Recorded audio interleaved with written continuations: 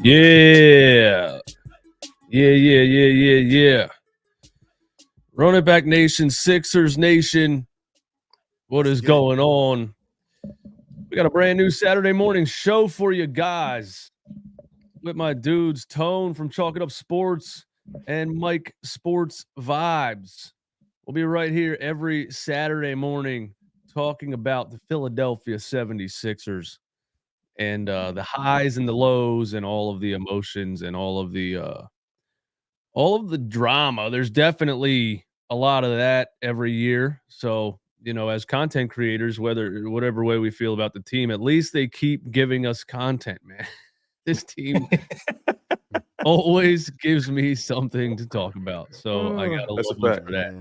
That's a fact. Be active in the chat, like the channel, like the stream, subscribe to all three channels: Run It Back Philly, Chalk It Up Sports, and Mike Sports Vibez. What's going on, fellas? You ready to get into it?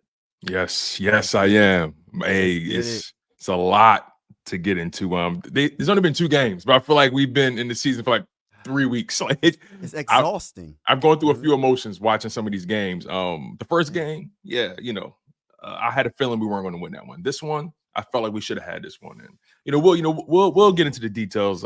Eastwood, I can't wait, man. Mike, how you feeling, man? Man, mixed feelings. The only good news is we ain't see Paul George and Joel Embiid back yet in the lineup, so they should be a lot better than what we're seeing. But the bad news is just like we don't know what the heck is going on when it comes to the injury of Joel Embiid, and we know what Paul George is going through, but at the same time, we don't know how long he's going to be out for. So that's, mixed feelings right now. Yeah, absolutely, man. Listen, we got to start with last night. Sixers versus Raptors. They lose 115-107. But in my opinion, it's not just second game of the season. They're figuring out. I mean, it is second game of the season. They're figuring out chemistry. A lot of moving parts. But they got absolutely ran off the floor by the Toronto Raptors, who are going to be in contention for the number 1 overall pick, who also did not have 5 of their best players: Kelly Olynyk, RJ Barrett, Emmanuel Quickley, and others. There was some guys on this squad last night that are on 10-day contracts that were giving the 76ers buckets in crunch time. Let me read some of these names: Bruno Fernando, Jonathan Mogbo, DJ Carton, Davion Mitchell's a known name. There was another one that was a crazy name. He's not even on the stat sheet, bro. I know who Mitchell is. Jamison Battle. Yeah. Jamison Battle gave us 12 points on 4 for 5 to guys on a 10-day contract. So, in my opinion, people are like, yeah, it's only the second game, whatever, be patient or whatever. But I don't think these NBA veterans should be getting run off the floor by the likes of Jamison Battle and Jonathan Mogbo and DJ Carton. So I had a little bit of a rant last night. Don't even really remember what I said. So, you guys give me your opinion on that game and the Sixers, start to this season. It's funny, Eastwood and Mike, you said they lost to a bunch of guys who were on 10-day contracts, right?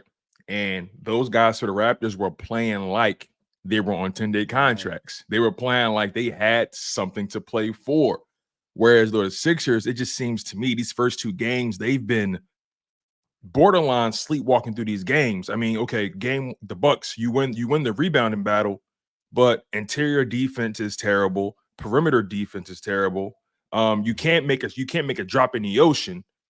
Tyrese Maxey's been very inefficient, and I try to treat him with as much grace as possible because I know he's the only guy out there. He's trying to make something happen. I try to treat that with a grain of salt, right? But then you get to this Raptors game and you say to yourself, okay, this is a game you should win. You're more experienced all the way around. All the way around, you're more experienced. And I think you would think on paper you're more talented. But then when you see how the Raptors were playing, to me, that game wasn't won and lost by talent. That game was won and lost by effort. It was won and lost on the boards. It was won and lost with the body language.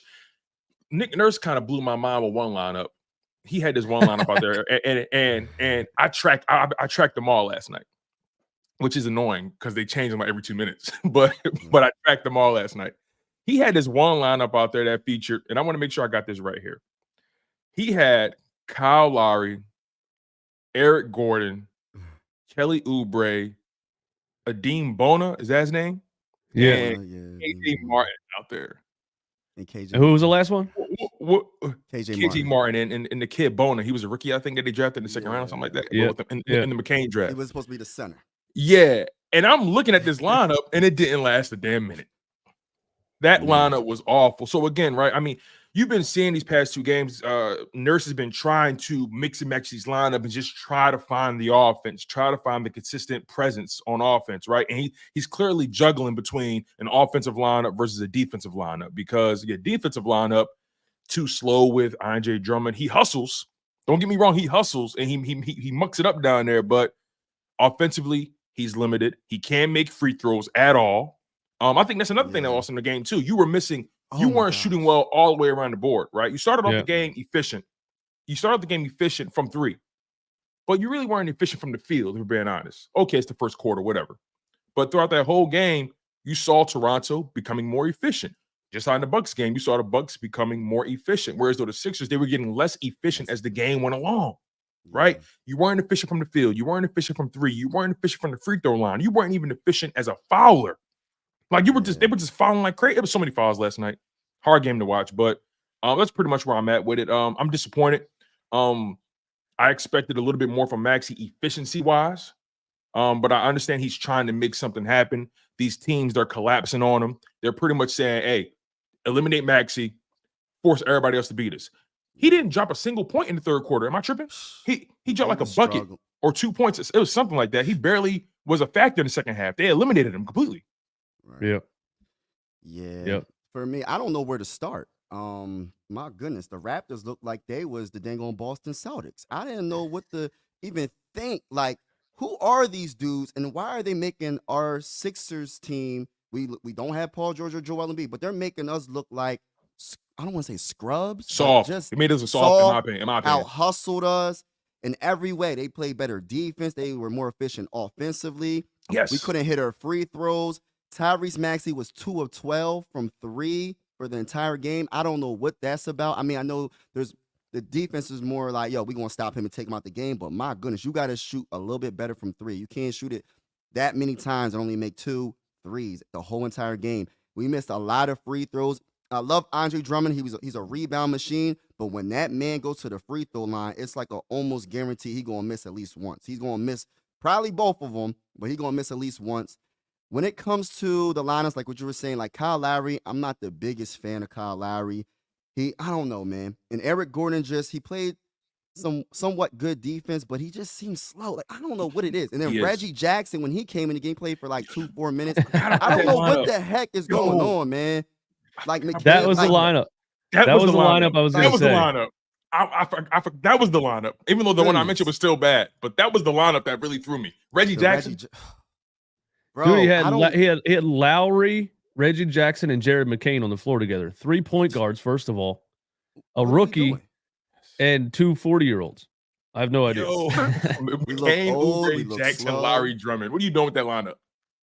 I don't know, man. But see, now it makes me feel like we need another center. Like, we need another center to back up Drummond, especially if Joel Embiid is going to be out. We don't know what's going on with him. It's like, and then it's just like, why do we seem so slow? And then, like, I know it's only 2 games. I'm not trying to go crazy with it, but Caleb Martin, I don't know if it's just he's not getting plays called for him, but he only shot the ball 2 times for like the first 3 quarters or something like that. I'm like, yo, Caleb Martin, you got to be more aggressive. You can't just put it on Kelly Oubre Jr. and Tyrese Maxey. Somebody else got to step their game up. And it seemed like nobody wanted to do anything offensively to help the Sixers stay afloat.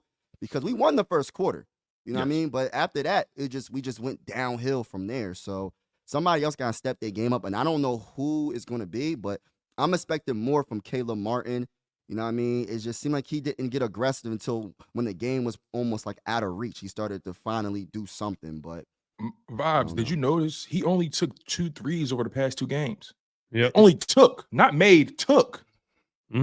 He's passing up open shots, and What's I don't understand what that's about. I mean, if listen, PG and B not there, I'm chucking up every time I get the ball. I'm getting it up there, and then like we saw how he played with the Heat, aggressive, letting it go from deep. You know, he's an efficient shooter. I don't understand. It literally looks like he's trying not to impact the game.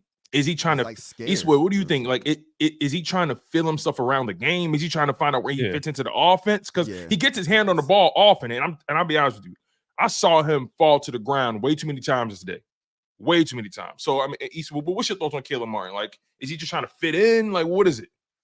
Yeah, there's a lot of confidence things when it comes to, you know, throwing a bunch of new guys on a new team, and then you lose your main two of your main scorers, and a lot of these dudes are just, they just came here to be a role player, and now they're like, wait, am I supposed to be the guy? Am I supposed to be the number 2 right now? Should I be shooting this ball when it swings to me? And you can tell it swings to Caleb Martin, and you're right. I'm getting PJ Tucker vibes. I used to call him pump fake PJ. You know what I mean? He was in the corner. He was supposed to be a great corner 3-point shooter, and he was pump faking every time he was out there open. And I saw the same thing from Caleb Martin a couple times last night and in the first game. And yeah, I just think it's guys that are like, they don't really know their role right now. They don't really know what they're supposed to be doing. It starts to look like a straight YMCA pickup game because you just have so many new bodies, and you lost 2 of your leaders, and it's really just a bunch of role players running in circles, and nobody really knows what's supposed to happen. And then you got Tyrese Maxey, who's trying to make something happen, and it doesn't look like there's a whole lot of a system going on. And he's forcing things, and he's off balance, and he's out of rhythm, and that's why the shooting is, you know, 6 for 23, 2 for 12 from 3. And you know, people are going to overreact. It's not like Tyrese Maxey lost his shooting touch. Everything's completely out of rhythm and feels kind of forced. You know what I mean? So you know that the whole thing is designed to run around Joel Embiid, and it's another year of it's just the fact the whole thing is designed to run around Joel Embiid, and when he's gone, you have to have a second game plan. There has to be some kind of system when he's not there, especially with the way that they're entering this year. They're going to be without him for a while. I need to see some kind of system or some kind of order, you know, without Joel Embiid. And it's the second game. They're definitely, you know, one thing about Nick Nurse is they're going to go in practice. They're going to look at film. This is a coach that is locked in every day, practice, game, whatever. So I don't expect it to look like this for very much longer, but maybe it's a good thing they went out there and got smacked in the face to start the season, because, man, they got to get in the lab, man. They got to get in the lab. Speaking of Nick Nurse, I want to ask you guys your thoughts on him, not just last night, but overall, because I thought it was a crazy just dynamic of last year. Raptors fans told me this guy won't play young talent. You know, good luck. You're going to hate him in no time. That's what they told me, right? And then you go back to Toronto against your old team that fired you.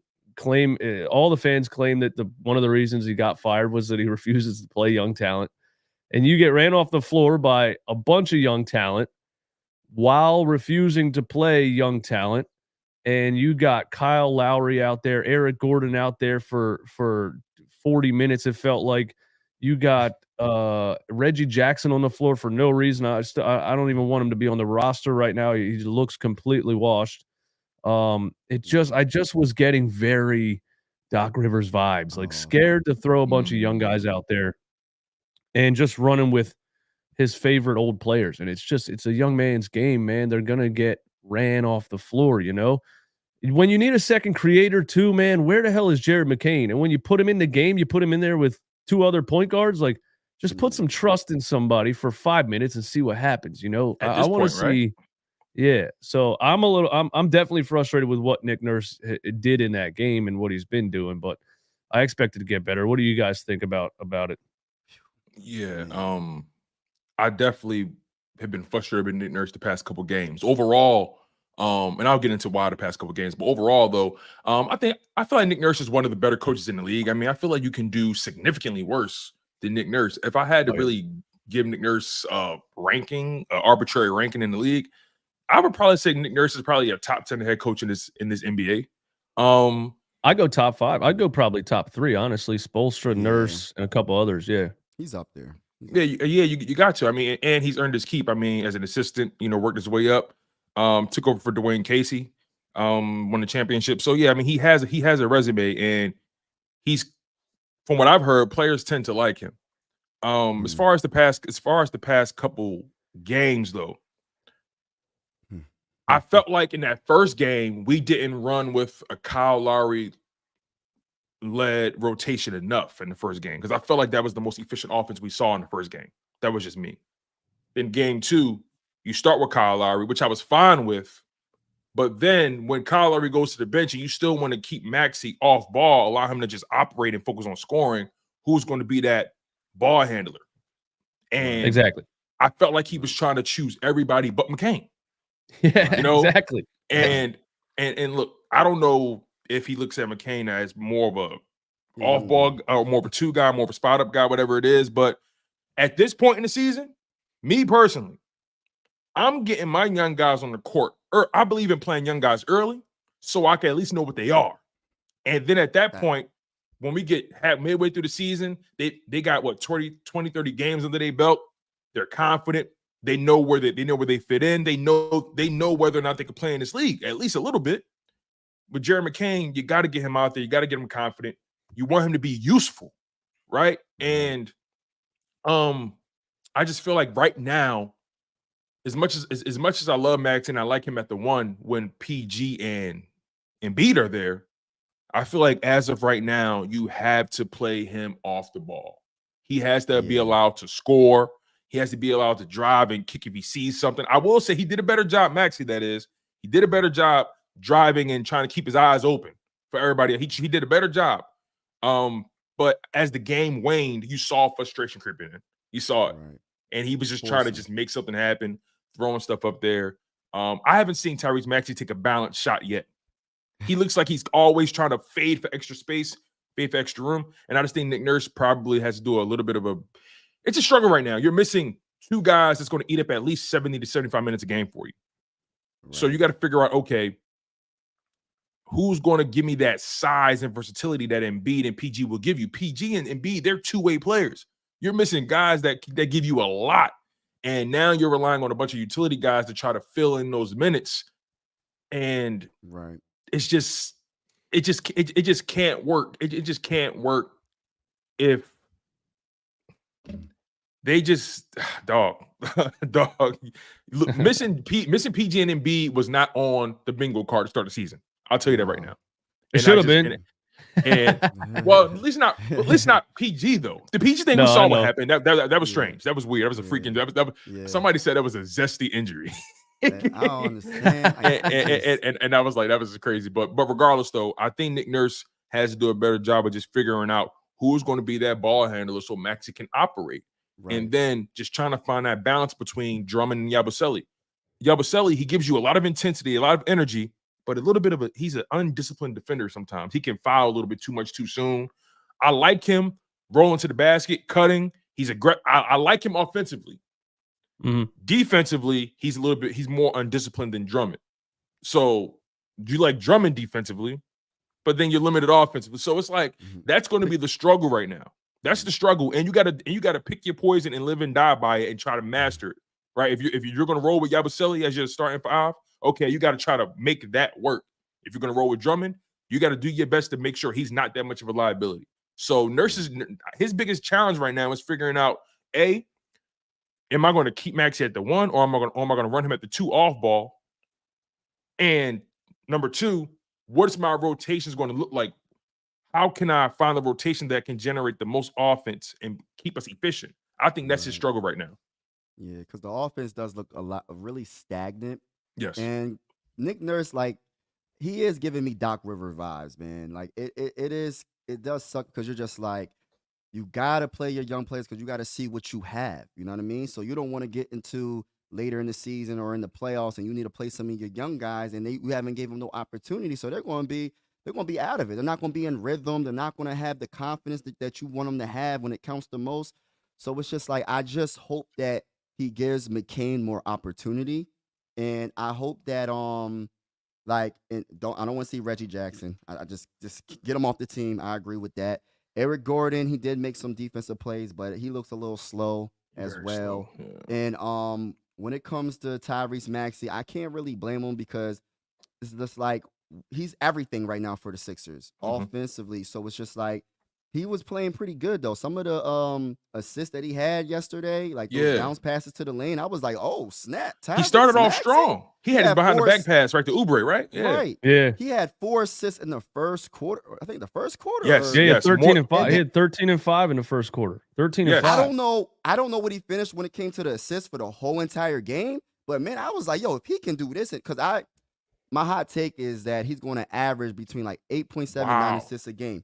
He finished That's with my 4 assists in opinion. that game. He had 4 in He the first start- quarter. That's what I'm saying, He finished bro. the game with 4, which It- goes back to the original point, Mike. They got more Wow. inefficient as the game went. Right. Because it was more because they weren't making their shots. Only other player that was making consistent shots was Kelly Oubre Jr. His shot is ugly. I don't know how he makes any shots, but he be making them though. He be making them, and I'll be happy for him. But I'm just like, and going to Yabusele, like I just love every time he gets in the game. It just seems like the A energy. spark plug. He's like a Bobby Portis for me. I'm a big Bobby Portis fan.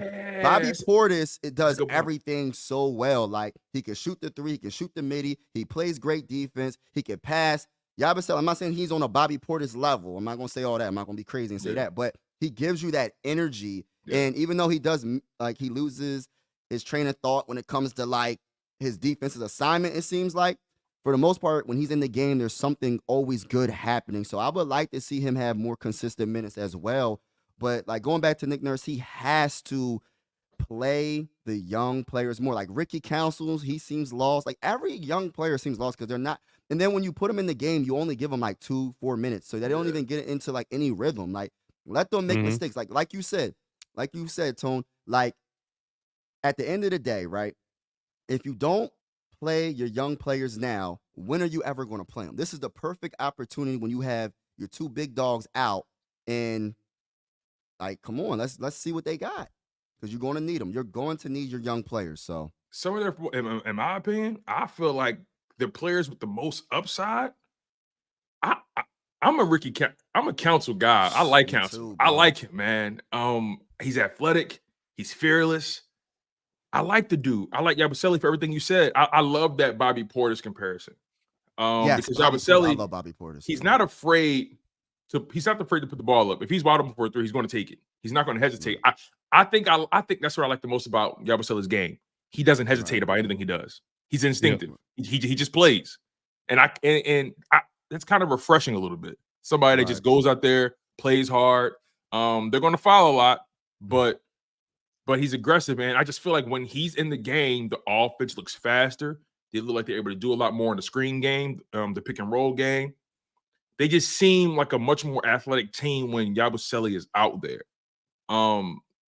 Obviously, you sacrifice something without Drummond, but you gotta do the best you can. There's in no world am I starting Eric Gordon, Eastwood. Why am I starting Eric Gordon? I'm sorry. man. 2 games in a row. He looks slow. There's can't 2 put the ball in. players. That's my 2 bad. players that I Man. thought might not even make the roster are in the starting lineup right now. Like I thought these dudes were going to be like in training camp trying to prove that they still have like a drop of gas left in the tank. And Nurse is like, "Oh, these guys are here, starting lineup." And we're like, "What?" You know what I mean? Those And guys Gordon, are spot up shooters at best right now. They're spot up shooters. yeah, Eric You got Gordon to still the has ball. Eric Gordon still has a lot of game, and Kyle Lowry still has a lot of game, but they're 40 years old, bro. They can't Right. play a whole game. They're gonna burn out. They got to be in spurts, 10 minutes, 12 minutes type stuff. I'm 38 years old. My hamstring hurts right now from walking up the stairs. You can't play a 40-minute NBA game when you're 40 years old unless you're LeBron James. It's just you either have to have LeBron James freak genetics, or if you're a normal human being from Earth, You just take care of your body, maybe. it's you're gonna, dude, the joints, the muscles, everything. It's not the same. It's a young man's game, bro. You have to play. You So can't let me rely ask on you old this guys. thing. You're gonna get cooked.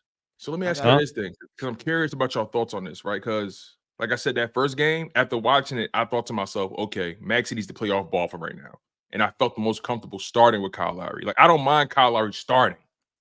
But then, once you get into the thick of a game, I don't need Kyle Lowry playing for extended minutes. You get what I'm saying? I like him as the kickstarter. And Right. then you start getting McCain involved.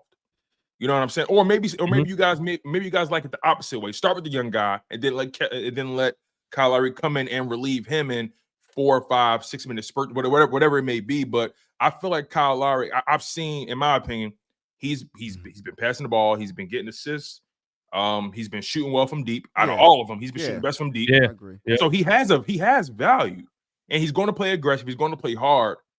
I like him to start games. I may not like him in the in between. You get what I'm saying? Like I want McCain heavy second, third quarter. So I have Kyle Lowry at his best at the beginning of that game and at his best towards the end of that game. Does that make sense? Yeah, I didn't anticipate a point guard issue coming into the season, and I should have seen it, because really last year Tyrese Maxey was balling with Kyle Lowry starting. And again, I'm not overhyping Kyle Lowry. I'm just saying that's really the only like pass first point guard you have on the team, at least that Nick Nurse is playing so far. And last year Tyrese Maxey off ball, like you said, he's one of the best buckets in the league. He just has to be free. He has to be running around screens. He has to be getting downhill. He's one of the fastest. Right when I love the Allen Iverson comparison as far as play style, because right when Larry Brown saw Allen Iverson, he was drafted as a point guard. Right when Larry Brown saw him play, he said, nope, he's a 2. He's a 2. Right. I need this dude sprinting around the floor. Nobody can stop him. Give me any guy that can pass the ball at the 1. And who's Eric Snow? You know what I mean? It was Eric Snow. It was any facilitating point guard, you know? Man. So that's why Tyrese Maxey looks so good with anybody like that on the floor. And now I'm like, damn, in the offseason, that should have been one of the priorities. Get a staple facilitating point guard and let Tyrese Maxey run, because he's just such an unstoppable bucket at the 2. And then he can be a little bit of a playmaker, but he's not a pass first facilitating point guard. You know what I mean? So yeah, that's, you know, I didn't see that coming. And that by the time the trade deadline comes around, that might be what we're talking about. But back to Jared McCain, he's the only other one on the roster that you can, I think, put in that slot. And it just seems like Nurse doesn't trust him yet. But if you're going to be out there losing to the Toronto Raptors G League team, you can't trust anybody. Right. Just put him out there. And when you did put him out there, you put him out there with 2 point guards, and he's just standing in the corner. So, yeah, I'm on board with I want to see more Jared McCain. I really want to see Jared McCain and Tyrese Maxey on the floor together. Right. I know Jared McCain's a scorer too. We haven't seen that, have we? We saw it for like 3 minutes in game 1. Yeah. And McCain, again, was just standing in the corner. I want to see him on ball running like at the 1 to see kind of what he looks like as a point guard with Tyrese Maxey running at the 2 spot, I think. You know what I mean? So we'll see if Nurse resorts to it, because, again, running with all these 35 to 40-year-olds ain't gonna cut it. You know what I mean? We need to change. It's all on Nick Nurse. Like Nick Nurse, if he doesn't make that change, I mean, it's just not gonna happen. I hope I'm wrong. I don't see it happening. It's gonna be Kyle Lowry for the whole season, starting with him. You know what I mean? I don't see him changing up as much as I want McCain to start. I think that's gonna be a great idea to start him next to Tyrese Maxey and see what happens. But this is crazy. Like, when you was watching the Raptors game, right? Mm-hmm. Did you know that they had 11 blocks in the first half? Bro, it's the first quarter. Bro, it was like, how many blocks do the Bucks have, man? We gotta lead the league in getting our shot blocked. But I don't know what the heck I was watching yesterday.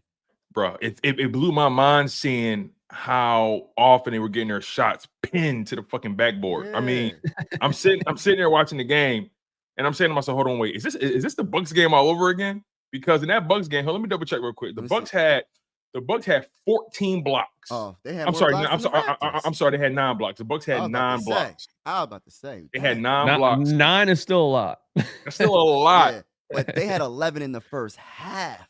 The Raptors. That's insane. To G League the players that, you know what I mean, that are. Jakob Poeltl's a guy. Jakob Poeltl's a guy. Jakob Poeltl's a sneaky good interior guy. Very sneaky good player. Like, but if you notice, But let me ask you guys this too, right? When you were just watching the game, right? You know, forget the details and the nuance stuff. When you just were looking at it visually, didn't the Raptors just look way bigger than the Sixers? Longer, taller, just bigger, more athletic. I had a tweet. I had a tweet today. It said every year, no matter what the crazy. roster looks like on paper, the Sixers end up short, fat, and old. They look And like they look like it just man. does. Yo, and it's I don't crazy know because why. I was talking. I don't want to say trash, but I was kind of like, I was talking about Scotty Barnes yesterday, and I was like, Scotty, I don't know if I would consider Scotty a star, all that Right. kind of stuff. And he does have an all-star on his resume in the Rookie of the Year, so like Right. he does have that in the resume. But I'm like, okay, maybe in Toronto he's a star. I don't know if he's a star anywhere else. And then he drops 28 last night, or 8 for 11. Yeah.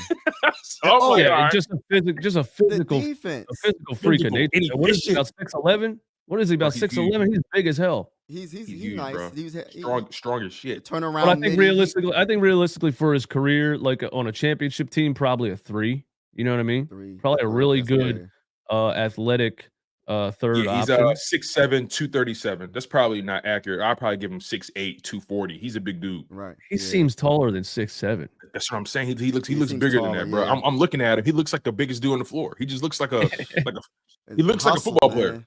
Yeah. Hustle. But like, what's up with the perimeter defense? Like for the Sixers, the first 2 games they're getting destroyed. They can't stop nobody from shooting the 3. And then the paint is wide open. I don't know what's going on with that as well. It's just like the paint's wide open. You can't stop the perimeter. We had Dame Time looking like the old Dame Time the other night, and then we had what's the bull? Dame was cooking. Torian Prince and Connaughton killed them in the second and third quarter. Pat Connaughton and Torian Prince, man, it's wild. Torian Prince. I thought Torian Prince was on his way out, man. We're the Sixers. That's one thing they also do. We revive players' careers, also, man. I thought Torian Prince was long gone. Yeah, like that is crazy. Yeah, because last time I saw Torian, he was on the Hawks at one point, right. And I don't know, but Torian Prince. That's when that game got out of hand in the second quarter. The moment Torian Prince made them back-to-back threes on both sides of the court, and then Dame came in and made his, I said, okay, this game is getting out of hand. That's when I knew, because that game was because both teams weren't shooting well in the first quarter in that Bucks game. They weren't shooting well. It was very physical. Both teams were playing pretty good defense. Yeah. That second quarter that game pretty much came down to who was going to find their offense first. Right. And the Bucks found theirs first, and they were able to ride it, and they didn't lose it. And the Sixers just got progressively more inefficient as the game went. And the story goes the same for the Raptors. Game 1, perimeter defense, I feel like was the biggest issue. Game 2, interior defense was the big. Like they were getting destroyed in the interior. Guys were cutting easy back doors. Easy. It just looked so elementary. The things that were letting happen to them yesterday. Yeah, I didn't know what. So it's just like, and you got a coach in like Nick Nurse's caliber. He's big on defense. So it's just like, what are you teaching? Like, what's going on? Like, what's up with the road? And then there was plenty of times. I'm not sure if you noticed whether the switch happened when it was Scotty Barnes and Tyrese Maxey was guarding him. You know how many times that happened yesterday? No, bro, I was just like, I said, how does that happen? It happened too many times, and I'm like, yo, what the heck are we doing here? And then he's backing down Tyrese Maxey. I'm like, where's the double team? Get him out, get the ball out of his hand. Bro. Yo, did you guys notice this too? That back-to-back games, these teams, these opposing teams, they have zero respect for the Sixers from deep. Zero respect. Oh, and that's they say, you know what? We're playing a zone all day. We'll take our chances. We'll much rather lock this paint down. Oh yeah, and we'll much rather just watch y'all take threes and miss. That's story as old as time. That's basically what these past 2 games were showing me. Like teams do not respect them from deep at all. The past 2 playoffs. Ever since Eric Spoelstra said, let's just go zone and see what happens. And it just, again, it doesn't matter who's on the roster. You go zone against the Sixers, nobody can make a 3. And the only way to break a zone is to make a 3. And yeah, the zone kills us, man, a lot. But a lot of these issues I expect to get cleaned up. It's just miscommunication, especially defensively. Again, a bunch of new guys. And it looks like everybody's just running around and looks like a pickup game. It doesn't look like there's much order or anything. So I expect after a couple of games and a couple of practices, we'll start to see all that stuff get better. And you got guys like Yabusele, man, who, dude, incredible athlete, 6'8", 275. He's a monster. Love his energy. And he's just coming from the Euro League, and he's literally learning how to play NBA basketball again. You know what I mean? He fouls because he's very physical. You can get away with that over there. It's not ticky-tack like it is in the NBA. So he's getting called for fouls and looking at the refs like, what? I thought I was, so there's a lot. And the pick and roll defense, there's not as much pick and roll in the Euro League. So he's dropped coverage all day, especially in the Bucks game. Dame was just calling a ball screen and shooting a wide open three like 2 or 3 times in a row with Yabusele standing in the paint because the EuroLeague is a lot more ball sharing and spreading the ball around the perimeter, and the NBA is a lot of ISO and a lot of pick and roll, and there's just a lot of things that he has to get used to. But I'm a big Yabusele fan so far, man. Yeah. I got a couple super chats we got to get to real quick. My Davon Schoolboy, thanks for supporting the channels, my guy. When Dwayne Casey's system doesn't work, Nick Nurse sucks, he says. Edwards McCain would have been a good options last night. We're going Justin Edwards already, man. Wow. And Maxey needs a Draymond type because he's Steph Curry 2.0. A Draymond type would be nice. Or just a point guard. Back to the like starting Lowry. Again, Maxey looked good alongside Lowry in the first quarter. And then, when Lowry goes out, I want you to keep that same kind of rhythm going, and you're going to have to put another point guard in there. I think you should always have a pass first point guard on the floor with Tyrese Maxey. Absolutely. Right. Yeah, I agree. And Yeah. that goes back to your point about McCain, right? And here's the thing: McCain's a rookie; he's going to always defer. So who else do you want out there passing the ball to Maxey? He's going to look for him all the time, and he can shoot. He can shoot. Right. You got to just get you got to give the young guys a chance. And there was another observation I had from the game last night. I'm trying to remember exactly what it was. Let me just ask y'all this question. How do you guys feel about KJ Martin? I feel like he flies under the radar, and I'm trying to figure out what he does particularly well. I think he's a great I'm getting Matisse Thybulle vibes, to be honest with you. Like, I think he's a great defense. I love watching him play defense. He was locking up Giannis one-on-one. He was locking up Scotty Barnes when he got him one-on-one last night. He's a really good on-ball defender. He holds his ground. He's very strong, dude. Scotty was trying to move him last night. Giannis tried to move him off the block, and he stands there and just won't move. He's very strong. But really, there's no offensive side of the ball with KJ Martin at all. He's crazy athletic, but one of those guys that he just doesn't have much basketball skills, to be totally honest with you. But he's an incredible athlete and he's a really good defender. So I think there's use for him, but that's why they did the contract so that's why they ballooned his contract so they could probably trade him at the deadline as a throw-in, because I don't realistically think KJ Martin has much value around the NBA. Yeah, I second that. I just feel like KJ Martin is very athletic, but he doesn't bring enough on the offensive side of the ball to stay in the game too long. But like when you said he was guarding Giannis, I was like so surprised. I was like, oh, he's about to get cooked, and he stood his ground. I was like, wow, he did his thing. So, and he's underrated on the defensive side of the ball. Like Matisse Thybulle is a perfect example of like his gameplay. I mean, I don't know how good of a three. Can he shoot the three pretty well? I'm trying to think of him shooting threes. So he's like a Matisse Thybulle, but I would like to see maybe even a little bit more. I think he gives us the energy we need on that defensive side of the ball, especially since they was just destroying us in the paint. Like they was destroying us in the paint with the pick and rolls, and just it was wide open a lot of the times. Both teams, the Raptors did it and the Bucks did it. But I'm actually trying to figure out what the starting five is going to be when Joel Embiid and Paul George is finally healthy. Like, is it going to be Lowry?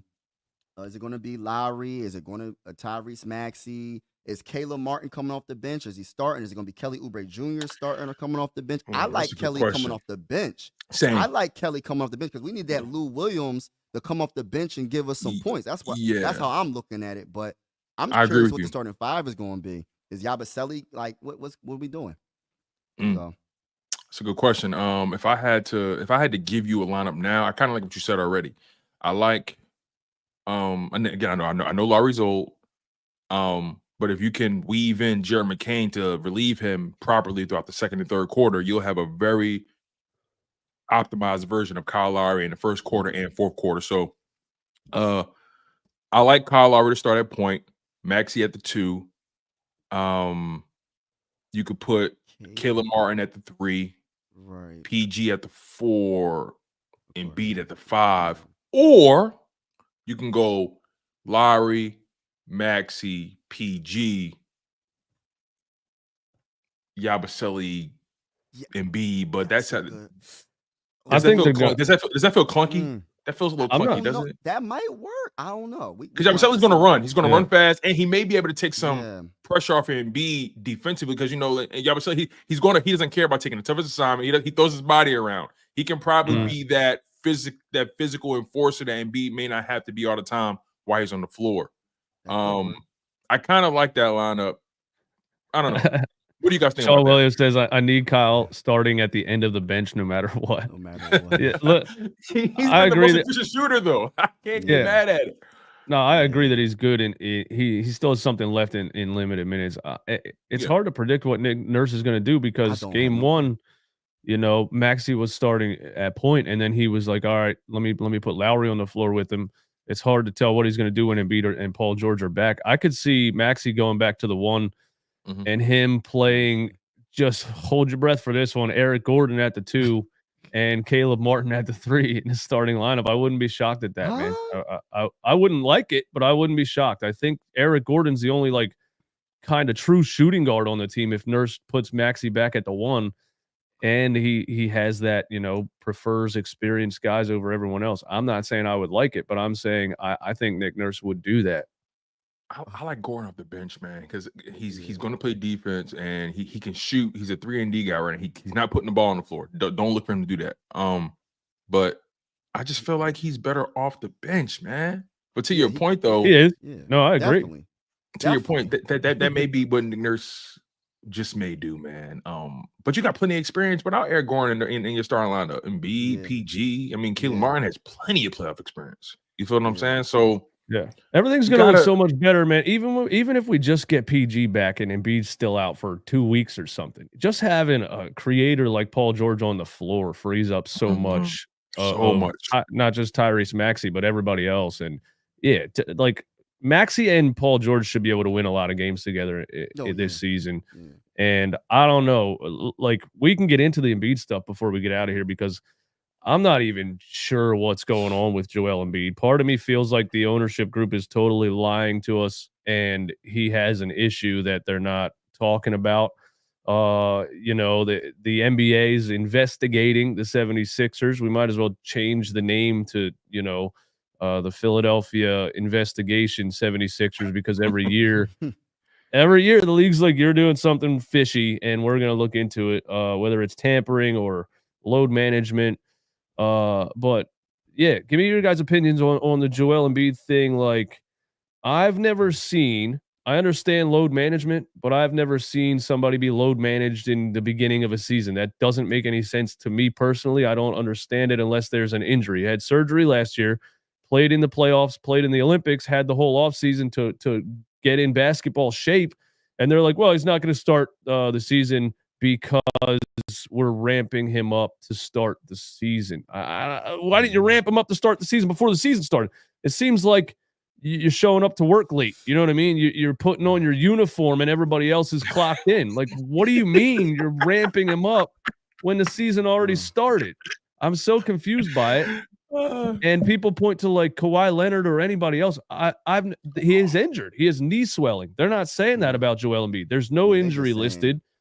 They're just saying load management. Load management is if you play a back-to-back or if you play Friday night, you don't want him to play Saturday night. That's load management.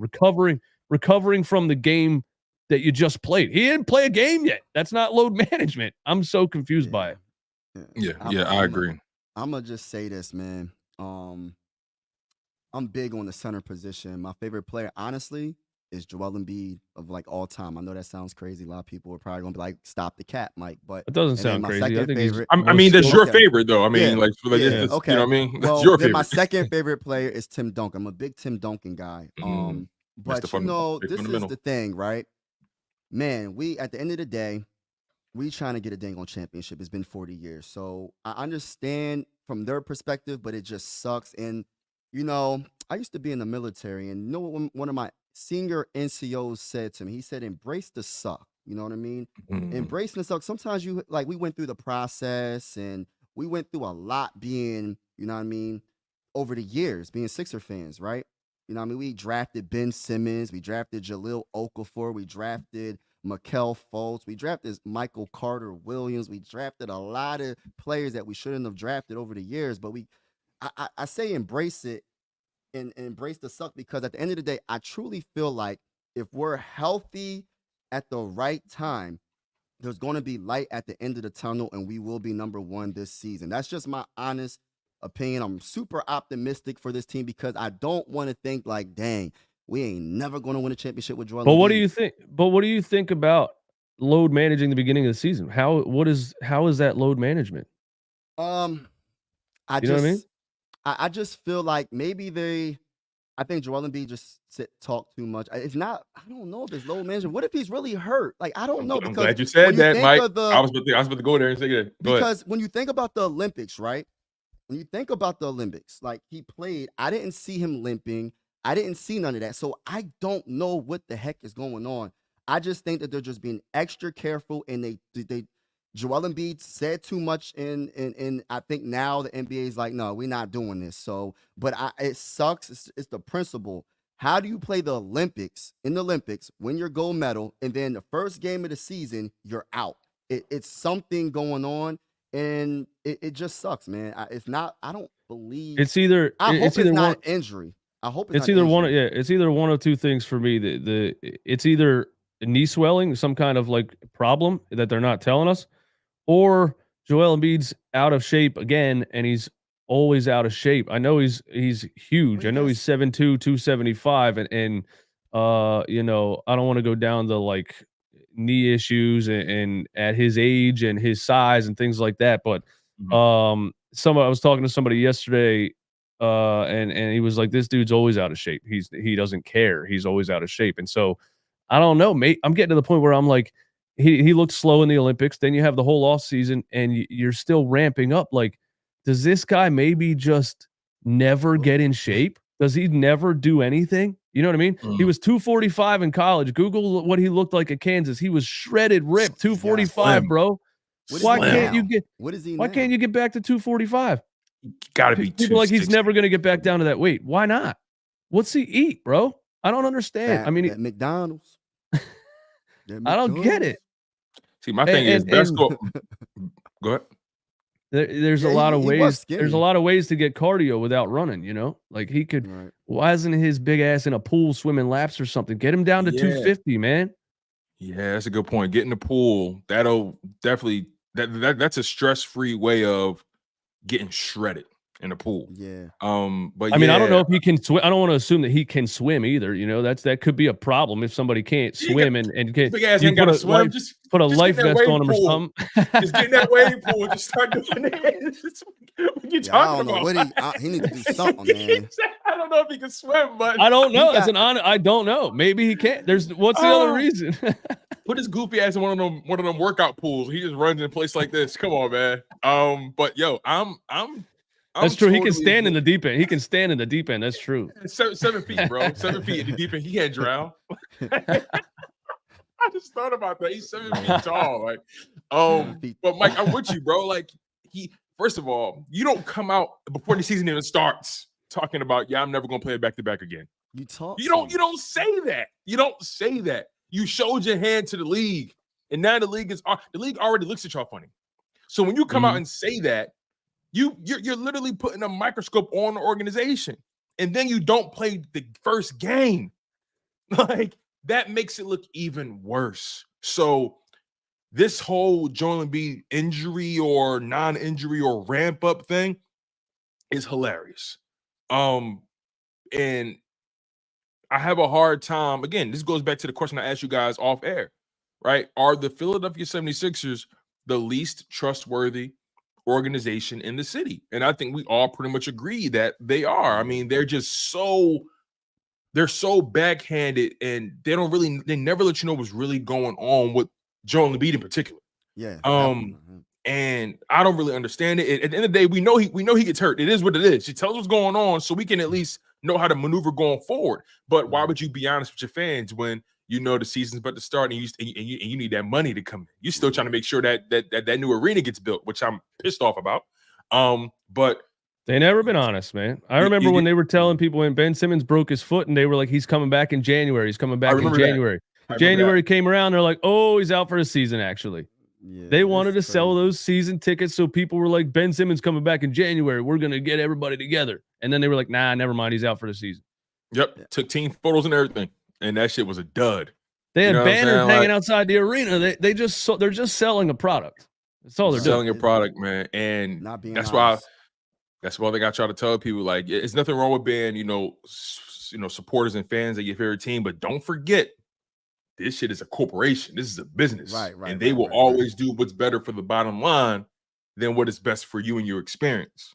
It's always about the bottom line in these leagues, NFL, NBA. It don't matter. It don't matter about anybody. It's always about the bottom line. If it wasn't about the money, the WNBA players, they wouldn't have opted out of their CBA and went back to the negotiation table. It's always about the money. It's always about, what we can, how can we optimize value. So, when it comes to Joel Embiid, dude, I'm totally on board with making sure he's ready for the playoffs. I'm totally on board with that. The NBA has already made it very clear that the regular season holds almost no weight to the playoffs, just with how the game is played, right? Chucking up threes, no mid-range game during the regular season, just threes and layups. The analytics nerds have taken over the sport. So therefore, the regular season has lost its value, and now it's all about the playoffs. So in that case, if do whatever it takes to get that man ready for the playoffs. Now, I'm not for sitting him out a first game without no sort of stress being done to the body yet. We haven't even seen him play, and already we're talking about load management. I want to try to make sure I draw a line between my two competing feelings here. I'm not on board with them sitting him the first game, especially with us not knowing what's going on. I'm not on board with that, right? I'm not on board with Joel Embiid coming out talking about he's not playing back-to-backs. You don't got to say it. Just do it. Right. And then when it comes to the playoffs, I'm on board with them being very measured with his usage. But it's a fine line. You got to walk with that. Here's why.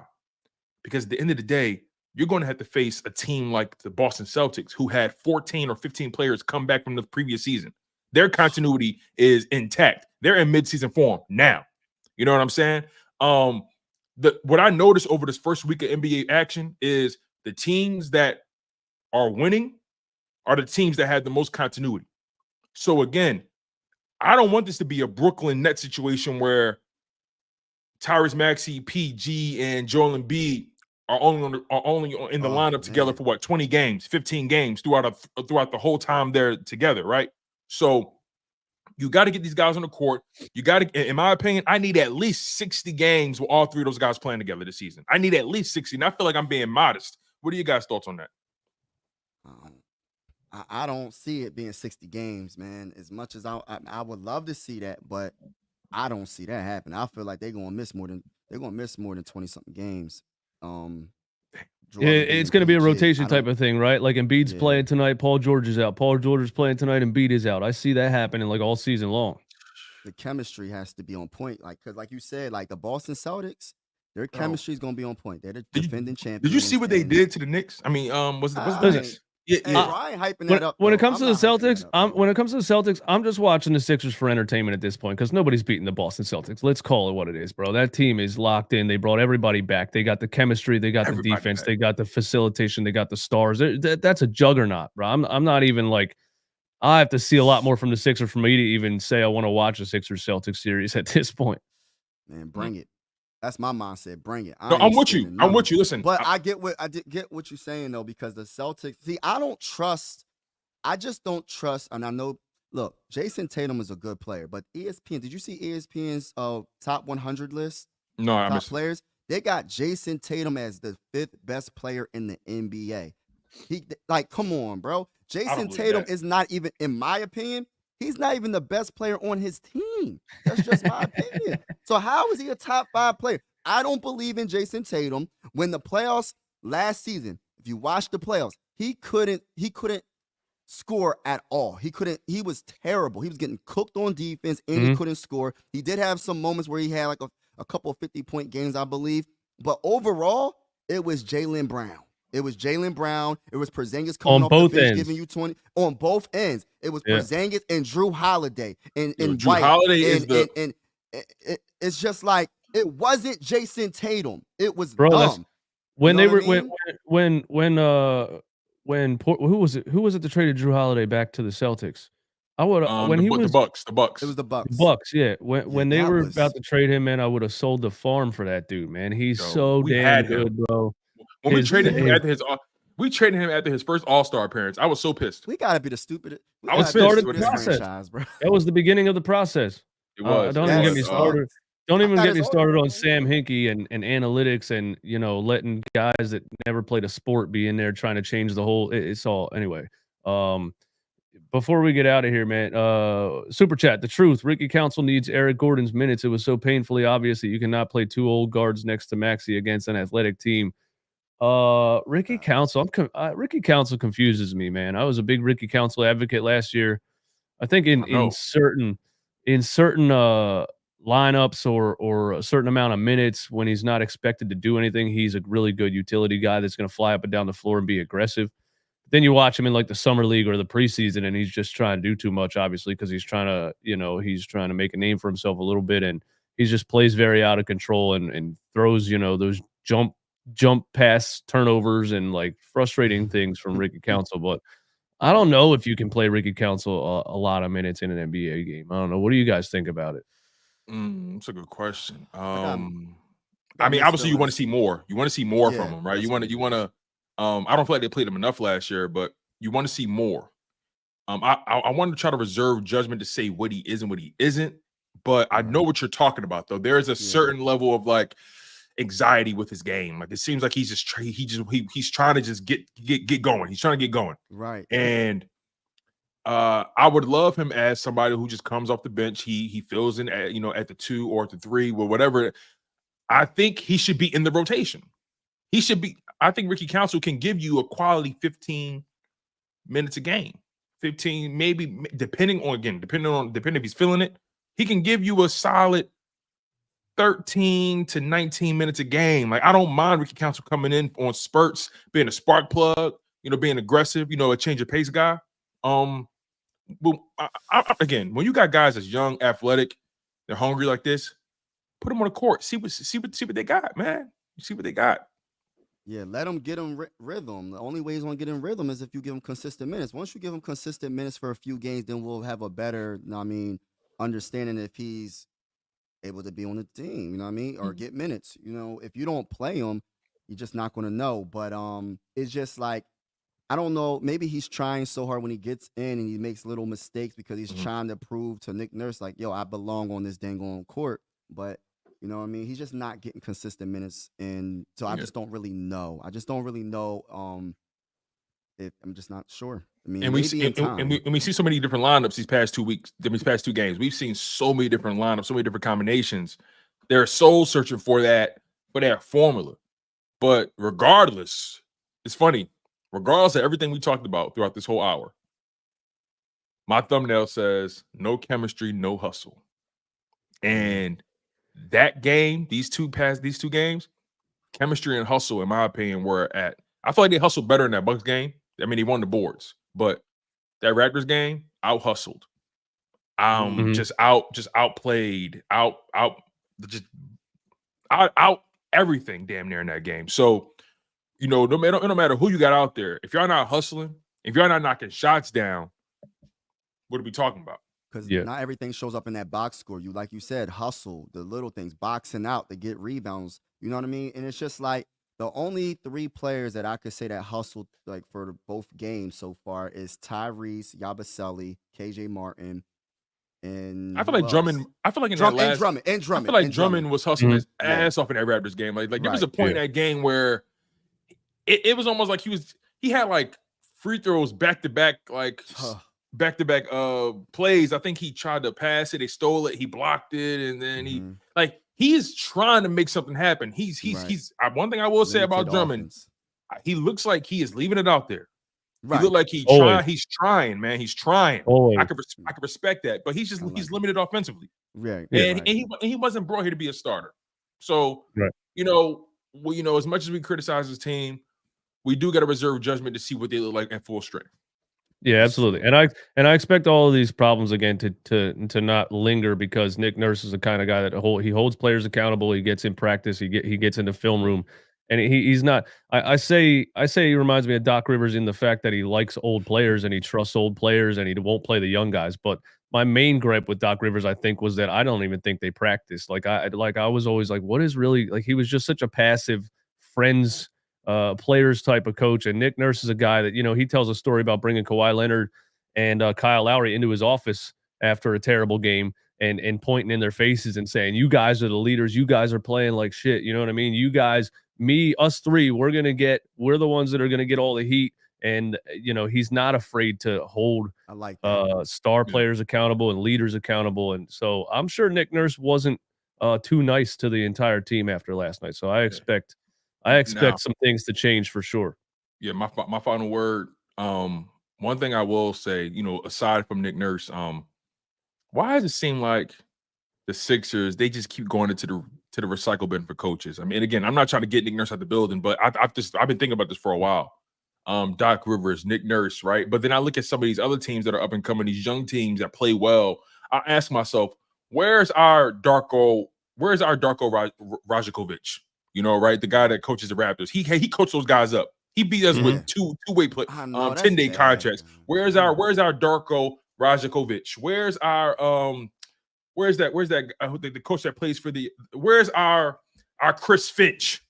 You feel what I'm saying? The Minnesota Timberwolves coach, right? A guy that came out of nowhere. He got the best out of these guys. Where's our Mark Daigneault, the OKC head coach? There are these coaches who seem like they come out of nowhere and they just know how to get the most out of these young rosters. I don't know. What's your thoughts on that? Well, I think they thought it was Brett Brown. You know what I mean? He was like that young no-name coach and then a couple years of underperforming with and dealing with Ben Simmons. Maybe Ben Simmons is the Taylor reason Jenkins Brett Brown. Memphis, Taylor Jenkins coaches Memphis up very well. You know what I'm saying? Yeah. But after it's a lingering thing from the Brett Brown thing, all of the inexperience, and they were like, all right, we need somebody experienced, and they hired Doc Rivers strictly on experience, and I think Nick Nurse is a good blend. He definitely has his flaws. But I think he's a smart guy, and I think he's a top 5 coach in the NBA. Fair enough. The reason why it's like that, we getting big name coaches is just because it's win now. We can't take no chance with a coach that is not established, that doesn't have no resume in the NBA, that hasn't won anything. So it's just like, all right, we're gonna go for Doc Rivers. He got a championship with the Boston Celtics. All three of us could possibly do that. I'm not trying to come at Doc Rivers, but all three of us can coach that. Kevin Garnett, Ray Allen, Paul 4 Hall of Famers. And, know what I'm saying? Rondo. We could probably get a championship with that. But then it's just like we have to have the best opportunity to win a championship. So we had to get the name, and on top of that, someone that already established and got a championship. So I think that's pretty much what it is. Oh, good call, Sean. Ime Udoka was here, man. He was an assistant coach. He was the guy. He was the one that got away. The one that got away. Maybe if he was in Philly, he probably wouldn't have had that scandal in Boston. I got a question. Ime Udoka, Isaiah Joe scored the first points for the Oklahoma City Thunder. Isaiah Joe. There's a lot that got away. There's a lot that got away. When we drafted Isaiah Joe, I said, yo, he's a player. I saw it. Immediately. I watched him. I'm like, yo, he's a player. He can shoot. He's got to get stronger. He can play. Right. And we let him walk for popsicle sticks. Like, that's Doc Rivers, man. They released him. They didn't even trade him. They released him. OKC was Doc Rivers didn't even play him. He's a beast in OKC. Now he's starting on a championship level team. Don't make no sense. And then what was the center we got rid of too? Was it Bassie or was it one of the centers? I don't know what it. Yeah, him. Okay, he was solid. You know what I mean? There was another here we had too. There's another one too. I feel like we got rid of. Bassie's backing up Wemby right now. We released him and Isaiah Joe at the same time. We needed a backup center at the time. He's 6'10", 250. We released him and Isaiah Joe. The OKC signed Isaiah Joe, and Greg Popovich in San Antonio immediately signed Charles Bassey to a 4-year contract. And then he broke an NBA record for rookie rebounds off the bench in a single game. That's Doc Rivers' fault. I'm blaming that on Doc Rivers. We got rid of 2 young players that had the potential to be good for the Sixers. Now they're doing good for other teams. So thank you, Doc Rivers, for not giving our young players an opportunity. But I got a question for y'all, man. If you can bet on a team to do things wrong, you would win a lot of money with the 76ers. Oh, man. Yeah. I got a question for y'all because we were talking about point guards, right? Mhm. What is y'all opinion before CP3 went to the Spurs? What do you think about that? Would you be willing to take a chance on CP3 before he went to the Spurs? Do you think he'll be good with the Sixers? I'd rather You know have what I mean? CP3 than Lowry. All right, that's what I was saying. Yeah. People like, Yeah. yeah, I mean, think people that look, would've been He people looks look more at the age. athletic. Yeah, people look at the age and say he's done just based on the age, but Chris Paul is one of the best point guards to ever play. that ever Uh, right. you know, and even at his age right now, his just facilitating mindset is out of Oof. this world. He's Yeah. throwing no look lobs to Wemby like almost behind his Yo, back with oh his eyes my closed. gosh. And you So, know when he's on the team, Uh, ain't none of that slacking shit. but he's gonna get hurt. right. But he's gonna get That's the hurt too. He's going That's to why we get gotta hurt. You limit know. his minutes. We gotta limit his minutes. But Yeah, man, that would have yeah, been a nice pickup for the Sixers. But that's it would have. I was just thinking It about It's a would've. risk. It's a risk for sure. But you know, like I do think he's a better option than Mike Lowry for sure. Oh, Yeah. yeah. Yeah. All right. Hey, man, this was a lot of fun, man. Yeah, I Sixers enjoyed this. Saturdays, we're calling it, man. Every Saturday, 10 a.m. Mike Yep. Sports Vibes, Tone DeShields, and myself are going to be up here talking about the 76ers for about an hour. So thank you guys for joining me, man. And I look forward to doing it again. And thank everybody that's in the chat and viewing, and hit the like button one time before you leave us. You guys got anything else? Nah, man, it's pretty much all my Sixers talk. You guys, I appreciate the love. It's funny, I tapped in with Eastwood about a couple weeks ago, and I was like, "Listen, man, I'm getting back into my Sixers bag. You know, I'm thinking we should link up." And he was like, "Bro, I was thinking about the same thing. I got my man Mike Vibez, and you know, we were just talking about something too." I said, "Listen, I love to work with Mike." You know what I'm saying? So I did a crash course on your content, Mike. You know what I'm saying? I got to get my man Mike. So, yeah. I appreciate Oh, you yeah. guys definitely having me. I appreciate you guys for making yourself available to me. Goes a long way with me. You guys, you know the vibes, you know the energy. Make sure you smash that like button. Make sure you guys are subscribed to everybody. Subscribe to Running Back Philly. Subscribe to Mike Sports Vibes. We're all building this thing. Make sure you guys are subscribed to Chalk It Up Sports, where no matter if we win or if we lose, we just got to charge it to the game. We're not only covering your Philadelphia 76ers, we're giving you guys Philadelphia Eagles talk daily. Every single day, we're talking Sixers and Eagles. For the most part, you guys are getting live streams 2 times a day, depending on how things go. You might get a third live stream. So just know the content is rolling each and every day on all 3 of our channels, and definitely on Chalk It Up Sports. So make sure you guys click the links down below. Subscribe. I appreciate the love. That like button is currency in this YouTube space. We don't eat without that like button. So make sure you guys stay locked in, stay engaged, and let's continue to have fun. Yeah, man. I just want to say shout out to Eastwood for bringing us together. Tone, keep doing your thing. I was checking out your channel. I'm not an Eagles fan. I'm a hybrid sports That's fan. okay. No, that's Who- cool. That's those cool, who brother. know- I see those the who throwback know. Vikings behind you. I Yeah, see it. yeah, You good? yeah. That's You Adrian good? Peterson. You know what I mean? We ain't gonna I talk ain't about his mad. personal life. We're gonna talk about the greatness on the dang on football field. One of the best running backs of all time. So on my channel, I'm a hybrid sports channel, and I cover the Vikings, I cover the Phillies, and I cover the Sixers. And good vibes over bad vibes over here. We just gonna have fun. We're gonna enjoy our teams. And yeah, man, check me out. Mike Sports Vibez. We go live for every Viking game. We go live for almost every Sixer game, and we're gonna be going live for the Phillies too. If the Phillies can get it together. I don't know. I'm trying. You know what I mean? All right, boys. Talk to you soon, guys. Appreciate it.